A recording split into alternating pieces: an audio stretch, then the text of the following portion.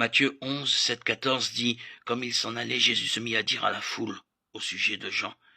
Qu'êtes-vous allé voir au désert? Un roseau agité par le vent? Mais qu'êtes-vous allé voir? Un homme habillé de tenues élégantes? Ceux qui portent des tenues élégantes sont dans les maisons des rois. Qu'êtes-vous donc allé voir?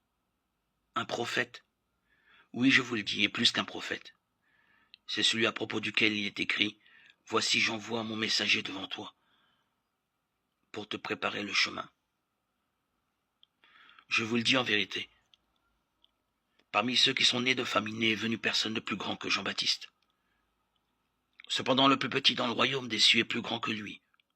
Depuis l'époque de Jean-Baptiste jusqu'à présent, le royaume des cieux est assailli avec force et des violences en emparent. En effet, tous les prophètes et la loi ont prophétisé jusqu'à Jean. Si vous voulez bien l'accepter, c'est lui, l'Élie, qui devait venir. Jésus cite ici Malachie 3.1, où le messager est décrit comme une figure prophétique à venir. Malachie 3.23 dit que ce messager est le prophète Élie, que Jésus identifie à Jean-Baptiste. Cela veut-il dire que Jean-Baptiste est Élie réincarné? Pas du tout. D'abord, les premiers auditeurs de Jésus ainsi que les premiers lecteurs de l'évangile de Matthieu n'auraient jamais compris les paroles de Jésus comme une référence à la réincarnation. Élie n'est d'ailleurs pas mort, mais il a été élevé au ciel dans un chariot de feu, 2 Rois 2.11. Ce qui rend impossible toute réincarnation ou résurrection.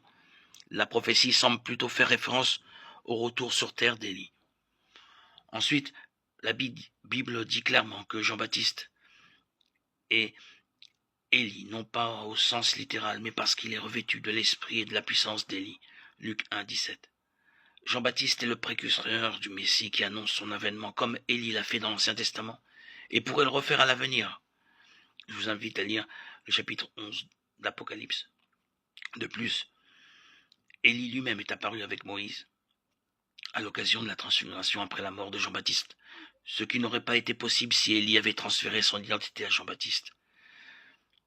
Matthieu 17, 11, 12. Marc 6, 14, 16 et 8, 28 attestent aussi que le peuple, comme Hérode, ne considère pas Jean-Baptiste comme le prophète Élie. Jean-Baptiste lui-même atteste qu'il n'est pas Élie réincarné. En Jean 1, il s'identifie comme le messager d'Ésaïe, chapitre 40, verset 3, mais pas comme l'Élie de Malachie, chapitre 3, verset 1. Il nie même clairement être Élie dans Jean 1, 19, 23. Jean a joué le rôle d'Élie pour Jésus, mais il n'était pas Élie réincarné.